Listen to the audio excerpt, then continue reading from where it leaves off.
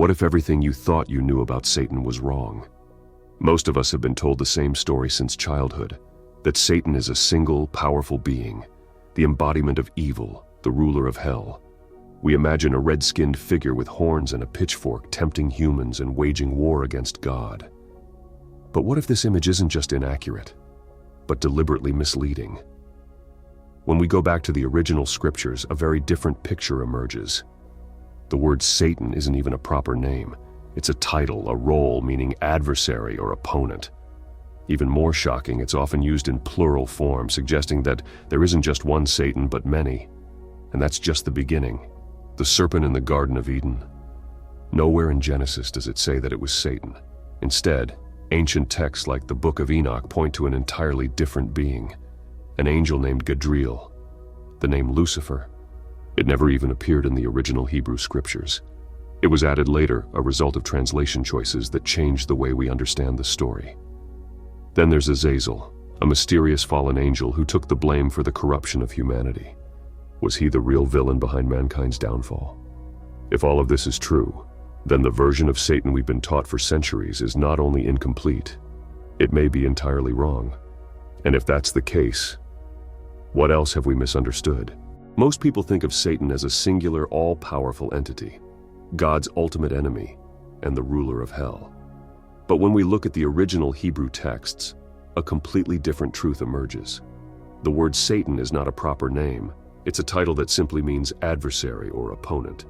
Even more surprising, it is often used in plural form, implying that there were many Satans, not just one. In the Old Testament, various beings, both divine and human, are referred to as a Satan whenever they acted as an obstacle or an accuser. For example, in Numbers 22:22, an angel of the Lord is called a Satan because he stands in the way of Balaam. This completely challenges the modern idea of Satan as a single fallen angel. So, if Satan is not a single being, then where did the idea of the devil come from? Over time, various traditions merged different adversarial figures into one persona. The fallen angel who rebelled, the tempter of mankind, the serpent in Eden, the ruler of hell. All of these were separate concepts that eventually blended into one. But if we separate them again and examine each story individually, we begin to see a much deeper and more complex history, one that has been hidden in plain sight.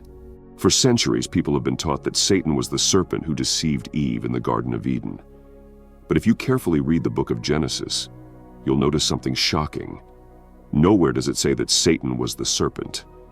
The text simply refers to the serpent, describing it as more cunning than any other creature. The connection between Satan and the serpent only became popular much later through Christian tradition and interpretations influenced by books like Revelation, which refers to the ancient serpent, Revelation 12:9. But if Genesis itself never calls the serpent Satan, then who was it?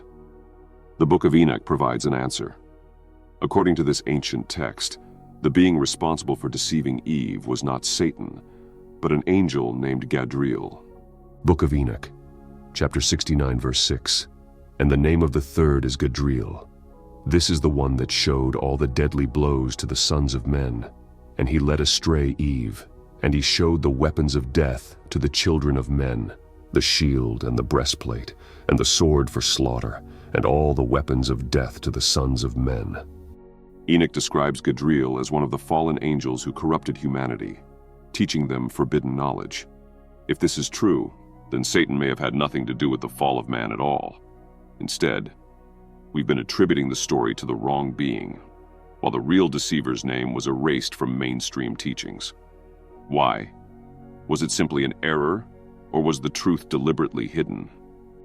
One of the biggest misconceptions about Satan is the belief that his real name is Lucifer. For centuries, people have thought of Lucifer as the devil's original identity before his fall from heaven. But here's the truth. The name Lucifer never actually appears in the original Hebrew scriptures. It was added later through a mistranslation. The confusion comes from Isaiah 14:12, which in Hebrew calls the fallen figure Helel ben Shachar, meaning shining one, son of the dawn. But when the Bible was translated into Latin, the word Helel was replaced with Lucifer, which simply means light bringer or morning star. This wasn't meant to be a proper name. It was a reference to the planet Venus, which appears bright in the morning sky before fading away. The passage was actually talking about the fall of the king of Babylon, not Satan. So where did we get the idea that Lucifer was the devil? It was a misunderstanding that took on a life of its own, shaping Western beliefs about Satan for centuries. But if Lucifer was never meant to be Satan's name, then who or what is the real morning star? If Lucifer was never originally Satan's name, then who was Hillel ben Shachar? The phrase, found in Isaiah 14:12, translates to shining one, son of the dawn, and refers to a figure who tried to exalt himself above the heavens, but was cast down. Many scholars argue that this passage was never about a rebellious angel at all. It was actually a taunt directed at the king of Babylon. The Babylonian rulers were known for their arrogance, often claiming divine status, and Isaiah was mocking them by comparing them to Venus, the bright morning star that rises only to disappear. However, others suggest that Hillel ben Shachar could be more than just a metaphor.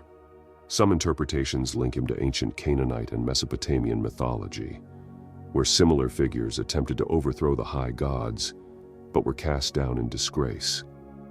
In this view, Hillel might represent an older mythological being who later became associated with the idea of a fallen angel.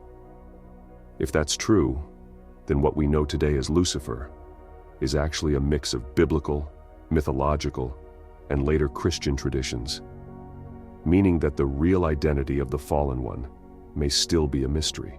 While most people associate Satan with the ultimate source of evil, another figure from ancient texts may have played a much larger role in humanity's corruption: Azazel.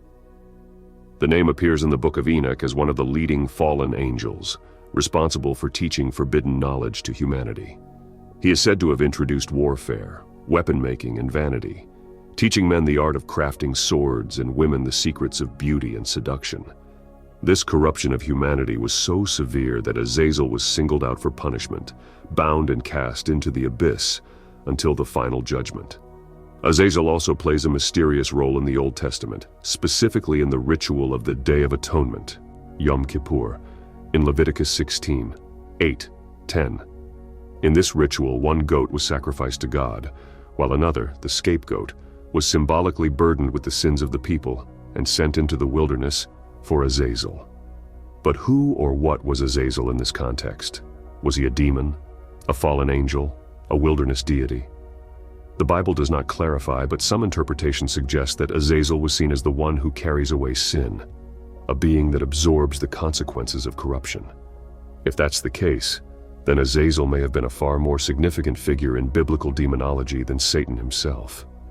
If the names of these adversarial beings have been hidden or repurposed, then why were we warned not to speak them? Throughout the Bible, there are clear instructions to avoid uttering the names of false gods, fallen angels, and demonic entities. Exodus 23:13 states, "Make no mention of the names of other gods, nor let them be heard on your lips." But why such a strict command? Is it just about avoiding idol worship, or is there something deeper at play? In many ancient traditions, names held power. To speak a name was to invoke the presence of that being, intentionally or not. This belief wasn't limited to the Bible. Egyptian, Babylonian, and even early Christian traditions recognized the power of names. By calling upon a spiritual entity, even unknowingly, one could invite its influence into their life. This is why many exorcists and spiritual leaders warn against casually using or even researching these names without proper understanding. Yet, despite this warning, these names have made their way into our culture, woven into literature, media, and even national symbols. The Statue of Liberty, for example, is modeled after the Roman goddess Libertas, a figure some associate with hidden adversarial influences. The phrase, "one nation under God" in the Pledge of Allegiance is sometimes speculated to reference an older deity, possibly linked to Gad, a name found in the Bible. Whether these connections are intentional or not, they raise an unsettling question. Have we unknowingly normalized the names of ancient adversaries in our daily lives? And if speaking their names grants them influence, what does that mean for a world where their names are everywhere? For centuries, the idea of Satan as a singular fallen angel has shaped religious beliefs, art, and culture.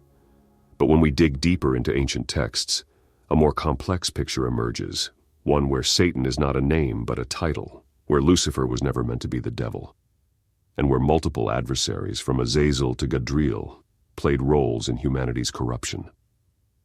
Have we unknowingly accepted a simplified version of the truth? Even more unsettling is the possibility that these names have been hidden in plain sight, embedded in history, language, and national symbols. If ancient traditions were right about the power of names, then have we been invoking these entities without realizing it? And if so, what else have we been misled to believe? These are the questions we must ask, because the greatest trick the adversaries ever pulled may not have been convincing the world they don't exist, but making us forget who they really are.